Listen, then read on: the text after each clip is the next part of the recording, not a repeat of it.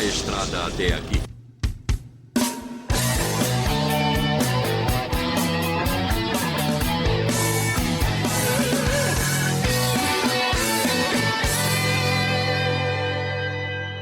Fala Dev, só nos computer! Bom, hoje a gente vai fazer o nosso resumo aqui, tudo que a gente já viu até agora. Até agora a gente falou sobre algoritmos, falamos sobre operadores aritméticos, operadores lógicos e operadores relacionais. Falamos sobre as constantes e as variáveis, falamos sobre entrada e saída de dados e falamos sobre a estrutura condicional if, else if e else, certo? E se você tiver um caderno aí, vai anotando conforme você vai assistindo para você fixar esse conteúdo na sua cabeça, beleza? Os algoritmos, nós já sabemos que são uma sequência de passos ou instruções, né, que nós organizamos com o objetivo de resolver algum problema, geralmente no nosso código. E quando a gente vai fazendo uma aglomeração de algoritmos, juntando vários algoritmos que fazem várias coisas, nós criamos um programa. Nós falamos também sobre entrada e saída de dados, que é quando o usuário insere um dado no sistema, esse dado é processado e é retornado de volta uma saída de dados para o usuário. E para fazer essa entrada e saída de dados, foi apresentado para a gente o console readline para fazer a entrada e o console write e o console writeline para fazer a saída. Então a gente lembra lá para o usuário inserir um dado, um número, um texto no nosso programa, ele usa o comando console.readline. Só um adendo aqui, pessoal, a gente tem que sempre lembrar que o C# ele diferencia letras maiúsculas de minúsculas. Então, sempre que você vai fazer o comando, tem que ser exatamente como está escrito. Ó, o C, o R e o L aqui, eles são em letra maiúscula. Aqui no write também, o C e o W são maiúsculos, e no writeline o C, o W e o L são maiúsculos, tá? Se você colocar uma letra que é para ser maiúscula, você escrever ela em minúscula, o sistema vai te retornar um erro e ele não vai ser executado, beleza? Então nós falamos sobre a entrada de dados com o console readline. Existem outras formas também que a gente vai aprender mais para frente, mas para saber o básico aí, a gente vai começar trabalhando com o console readline. E a saída de dados, a gente viu o console write, que escreve em uma única linha e não pula linha. E o console writeline, que ele escreve na linha e pula para a linha de baixo. Nós falamos também sobre a interpolação. Eu lembro que no vídeo eu falei com outro nome, eu falei string formatada. Bem depois que eu fui me tocar e ver que eu falei errado.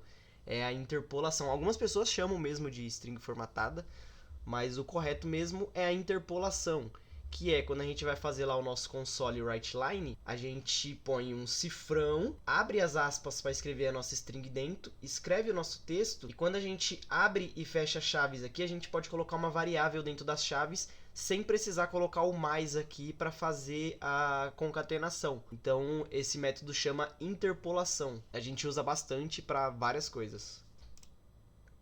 Nós falamos também sobre constantes e variáveis. Basicamente, as constantes são variáveis que não podem ser alteradas depois que elas são iniciadas, né? Então você cria lá uma variável e aí você coloca um dado dentro dela, você está iniciando a variável. Quando você cria uma constante, insere um dado nela, depois você não consegue alterar essa constante, somente na sua declaração. E basicamente a gente viu que as variáveis são como caixas e a gente coloca os dados dentro delas para armazenar. Elas são um endereço na memória que armazenam as informações que a gente precisa guardar para fazer a manipulação de dados, certo? E aí você pode tirar lá o valor que está dentro da variável, colocar outro valor, e quando é uma constante, a gente coloca o dado dentro dela. E essa variável, entre aspas, essa constante, ela é, digamos que, selada e ela não pode ser alterada depois.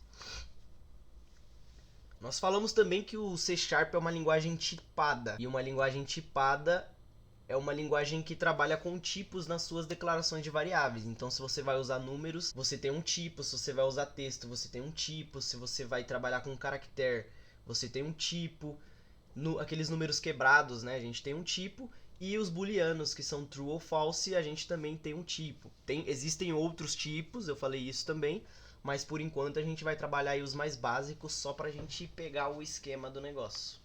Nós falamos também sobre como declarar uma variável, né? Você coloca o tipo da variável primeiro, depois você dá um nome a essa variável, coloca o símbolo de atribuição aqui, que é um igual só, e atribui um valor para ela, aqui uma string recebendo uma string, entre aspas, abacaxi, um int recebendo um número, um char recebendo um caractere, que é entre aspas simples, um booleano recebendo um booleano, e basicamente a declaração de variáveis é isso.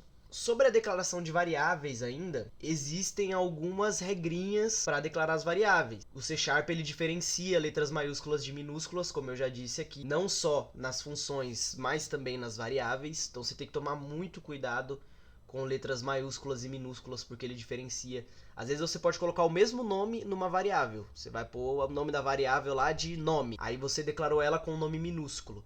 Depois você declara outra variável com o O do nome maiúsculo. Elas são duas variáveis diferentes. Uma tem o O maiúsculo, a outra tem o O minúsculo. Então o C# diferencia isso e vai tratar como duas variáveis diferentes. Geralmente, os programadores, ao declarar variáveis, nós utilizamos letra minúscula para iniciar. Eu já falei também que o C# não aceita iniciar o nome de uma variável com um número, ou com um jogo da velha, ou traço, ou cifrão. O C# não aceita isso. Então nós temos que iniciar o nome da variável com uma letra, e geralmente, por convenção, nós utilizamos letra minúscula no começo. E aí depois, no meio, a gente pode colocar letra maiúscula. E em alguns casos, a gente pode iniciar com sublinhado também. A gente falou também sobre a função int.tryparse, que vai converter uma string para um número inteiro, porque sempre na entrada de dados ele vai receber, independente do que você escrever lá, ele vai entender como uma string. E se você quer trabalhar com um número, você quer somar ele, você quer fazer alguma operação matemática, você precisa converter essa string de número para um número inteiro, e a gente usa lá o int.tryparse. Só relembrando aqui que a gente viu isso também. A gente falou sobre os operadores aritméticos, operadores lógicos e operadores relacionais. Os operadores aritméticos são os operadores matemáticos, que a gente vê aí desde a escola, né? Desde o ensino fundamental. Adição, subtração, multiplicação, divisão e o módulo. Expliquei também como que funciona o módulo, que é o resto da divisão. Expliquei que se você faz uma divisão, por exemplo, 5 dividido por 2 vai resultar em 2,5, um número quebrado. Se você faz uma divisão simples com a barra, ele só vai retornar a parte inteira da divisão. Ele não vai retornar 2,5, porque você está dividindo dois números inteiros. Então 5 dividido por 2, ao invés de retornar 2,5, ele vai retornar 2. E se você precisar aí do resto dessa divisão, aí você usa o módulo. Falamos também sobre a ordem de precedência, todos os operadores. E nos matemáticos, a ordem de precedência é, em primeiro lugar, se resolve o que está dentro dos parênteses. Depois, que é resolvido, são os operadores de multiplicação, divisão e módulo. Na sequência que aparecer, eles têm a mesma ordem de precedência. E, por final, são os operadores de adição e subtração, né, que é o mais e menos, também que são resolvidos na ordem que eles aparecerem. Os operadores booleanos são os operadores que operam com booleanos, true e false. Então eles só fazem operações com valores verdadeiro ou falso, que são o and, or, o shor e o not. Se essa condição e essa condição forem verdadeira, eu faço isso. Ou se essa condição ou essa condição forem verdadeiras, eu faço. O shor é o ou exclusivo, expliquei sobre ele também. E o not, ele simplesmente nega uma expressão. Então, se uma expressão vai retornar true, se você colocar o símbolo de negação ali antes dela, ele vai retornar false. Se ela for retornar false, se você colocar o símbolo de negação, ela vai retornar true.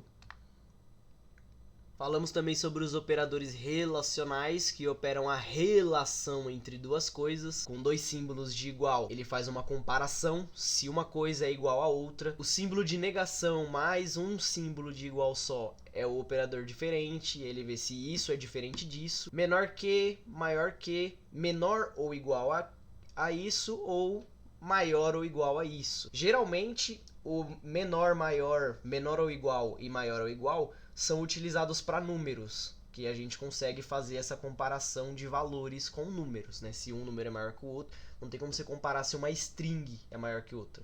Você pode comparar se o tamanho de uma string é maior que o tamanho de outra string.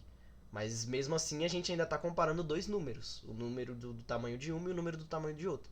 Então a gente usa esses operadores para trabalhar com números. O igual e o diferente a gente consegue trabalhar com outros tipos de variáveis, porque a gente consegue comparar se uma string é igual a outra string. A gente consegue comparar se o tipo de uma variável é igual ao tipo de outra variável, ou se é diferente. Então os operadores de igual e de diferente a gente consegue usar com outros tipos de dados.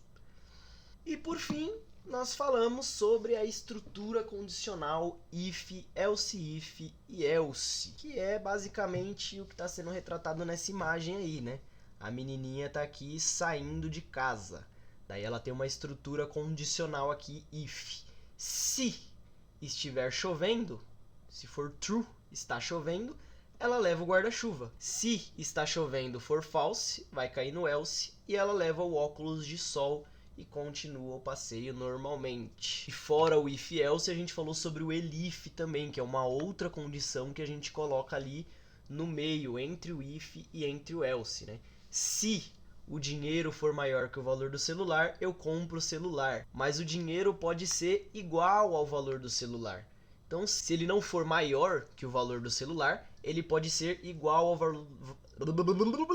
Ele pode ser igual ao valor do celular. Então, se ele for igual ao valor do celular, eu parcelo o celular. Se não for nenhum desses dois, aí eu invisto dinheiro.